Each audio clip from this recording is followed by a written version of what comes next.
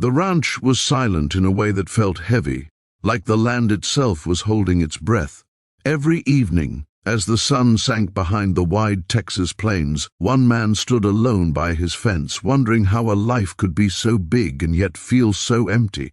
No one knew that a single dollar, handed over without expectation, would change everything. No one knew that kindness, given in the smallest form, would return as a love powerful enough to heal two broken souls.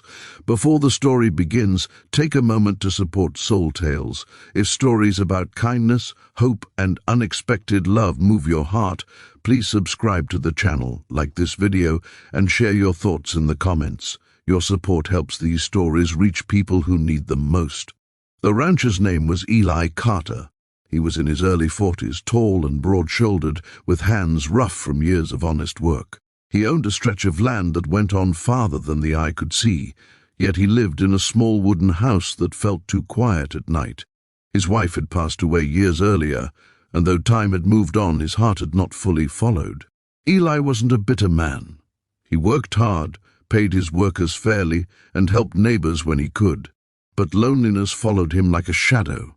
At night he would sit at his kitchen table, listening to the wind rattle the windows, wishing someone would speak his name just once before the day ended. One afternoon, Eli drove his old pickup into town to buy supplies. The town was small, the kind where everyone knew your story before you finished telling it. As he walked past the general store, he noticed a crowd gathered near the old livestock auction yard. Curious, he moved closer. At the center of the crowd stood a man shouting prices, not for cattle, but for something that made Eli's stomach tighten. A woman stood beside him with a burlap sack covering her head. Her hands were tied loosely in front of her. She was thin, her dress worn and dusty, and her posture spoke of exhaustion and fear. People laughed. Some shook their heads and walked away. Others tossed cruel jokes into the air. The man claimed she was unwanted, that no family would take her, that she was nothing but trouble. The bidding was low, too low, almost mocking. Eli felt anger rise in his chest. This wasn't right. This wasn't human. He didn't know the full story, but he knew one thing: no person deserved to be treated like this. Without fully thinking it through, Eli raised his voice. "I'll give $1." The crowd went quiet. Someone snorted in disbelief. The auctioneer shrugged, happy to be done with it. $1 exchanged hands, and just like that, the woman was led toward Eli. As they walked away, Eli felt a strange mix of doubt and determination. He didn't know what he was doing. He didn't plan to marry her. He didn't even know her face. All he knew was that he couldn't leave her there. On the drive back to the ranch, the woman sat quietly in the passenger seat. Eli offered her water and food. She accepted with trembling hands but didn't speak. He didn't force conversation. Kindness, he believed, didn't demand explanations. When they arrived, Eli showed her a small guest room and told her she was safe. He said she could stay as long as she needed, no strings attached. That night, as Eli lay in bed, he wondered if he'd made a mistake. But deep down, he felt something he hadn't felt in years: purpose. Days passed. The woman helped around the house, cleaning and cooking simple meals. She still kept her distance, and the sack remained on her head whenever she stepped outside her room. Eli respected her boundaries. He spoke to her gently, thanked her for her help, and never raised his voice. One evening, after dinner, Eli sat across from her at the table. The oil lamp flickered between them. "You don't owe me anything," he said softly, "but if you ever want to talk, I'm here." There was a long pause. Then slowly she reached up and removed the sack. Eli caught his breath. She wasn't what the town had painted her to be. Her face was tired but kind, her eyes deep and expressive.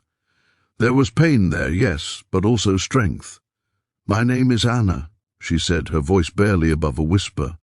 Something shifted in Eli's chest at that moment. It wasn't just that she spoke, it was how she spoke her name, like she was reclaiming something stolen from her.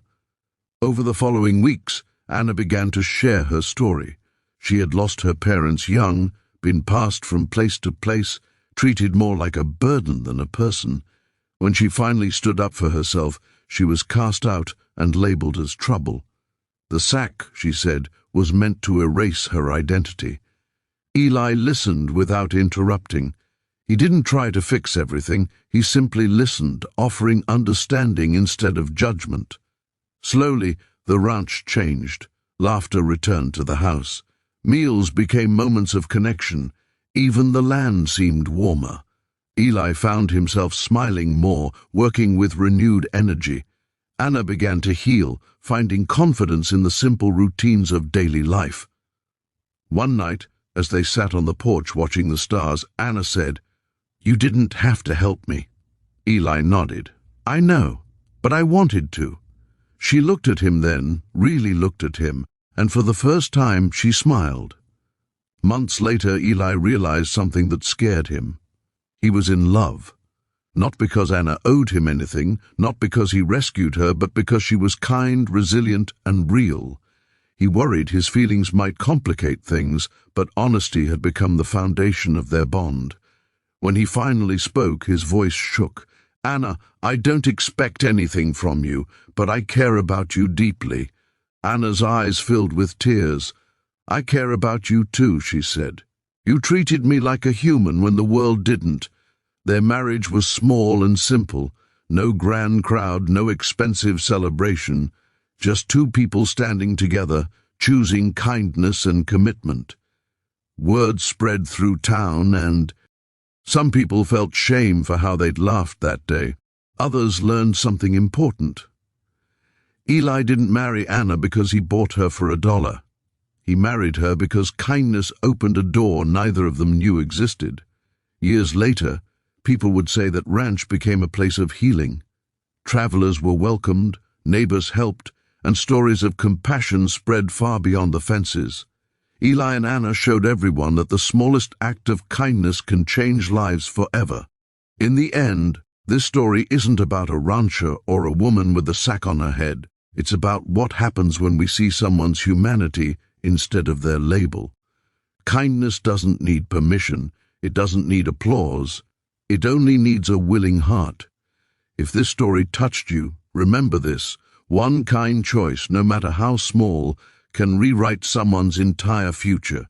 Be that kindness. Spread it wherever you go.